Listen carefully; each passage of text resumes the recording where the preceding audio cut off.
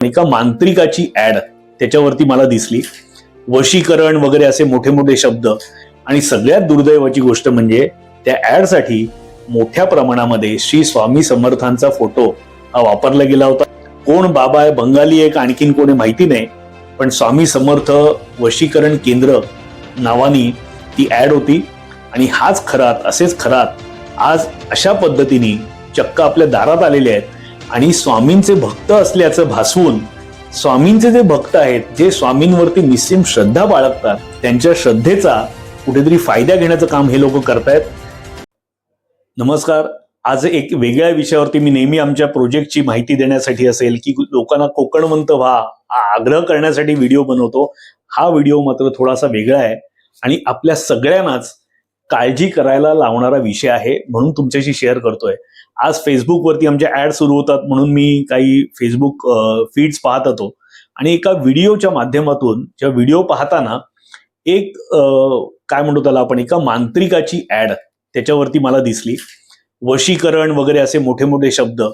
आणि नेहमी जसे म्हणजे पूर्वी आपल्याला रेल्वे स्टेशनमध्ये अजूनही दिसतात, रेल्वेमध्ये बाबा बंगाल्यांच्या जशा ऍड असतात तसाच काहीसा प्रकार होता. आणि सगळ्यात दुर्दैवाची गोष्ट म्हणजे त्या ऍड साठी मोठ्या प्रमाणामध्ये श्री स्वामी समर्थांचा फोटो हा वापरला गेला होता. त्या कोण XYZ बाबा होता, त्याला धड मराठीत बोलता येत नव्हतं. ते जे काय ट्रान्सलेशन होत होतं ते मराठीमध्ये नव्हतं. मराठी होतं पण त्याला मराठी बोलता येत नव्हतं, अशुद्ध होतं. याचा अर्थ एक तर तो मराठी नाही. कोण बाबा आहे, बंगाली आहे का आणखीन कोणी माहिती नाही, पण स्वामी समर्थ वशीकरण केंद्र नावानी ती ऍड होती.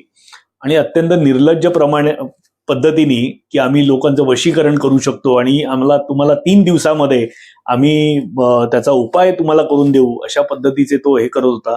आज खरातच्या रूपाने आपण हे पाहतोय की कुठच्या लेवलला हे सगळं चाललेलं आहे. आणि हाच खरात, असेच खरात आज अशा पद्धतीने चक्क आपल्या दारात आलेले आहेत. आणि स्वामींचे भक्त असल्याचं भासवून स्वामींचे जे भक्त आहेत, जे स्वामींवरती निस्सीम श्रद्धा बाळगतात, अशा लोकांना अशा पद्धतीने मूर्ख बनवण्याचं, की त्यांची फसवणूक करण्याचं, त्यांच्या श्रद्धेचा कुठेतरी फायदा घेण्याचं काम हे लोक करतायत. प्रत्येकाने माझी कळकळीची विनंती आहे, आम्ही तर तो पर्टिक्युलर व्हिडिओ तो मी रिपोर्ट केलेलाच आहे, पण माझी कळकळीची विनंती आहे, असं जिथे जिथे होताना तुम्हाला दिसेल तिथे तिथे त्यावरती तुम्हाला ज्या पद्धतीने जमेल त्या पद्धतीने ऍक्शन घ्या, रिपोर्ट्स करा. फेसबुक, सोशल मीडियाच्या माध्यमातून हे अतिशय मोठ्या प्रमाणात होत आहे.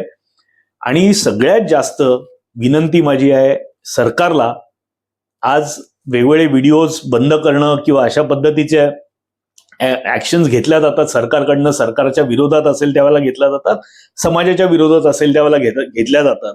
तर असे जिथे जिथे व्हिडिओ मिळतील एआयच्या माध्यमातून, ह्या ज्या फेसबुक असेल, मेटा किंवा आणखीन इतरही जे काही सोशल प्लॅटफॉर्म आहेत, त्यांनी अशा पद्धतीच्या ऍड करू नयेत किंवा ह्याच्या पुढे अशा पद्धतीचे ऍड होणार नाहीत सोशल मीडियाच्या माध्यमातून.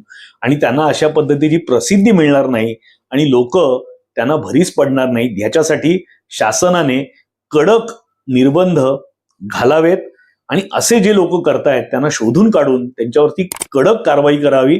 आणि तुमच्या सगळ्या ह्या आपल्या जे कोणी स्वामी भक्त आहेत, दत्त संप्रदायातले लोक आहेत किंवा इतरही संप्रदायातले लोक आहेत, ह्यांनाही खूप कळकळीची विनंती आहे, आपल्या श्रद्धेचा अशा पद्धतीने गैरउपयोग करून देऊ नका. आणि आपल्या अडीअडचणींच्या वेळेला स्वामी आपल्या मागे कायम उभे राहणारच आहेत.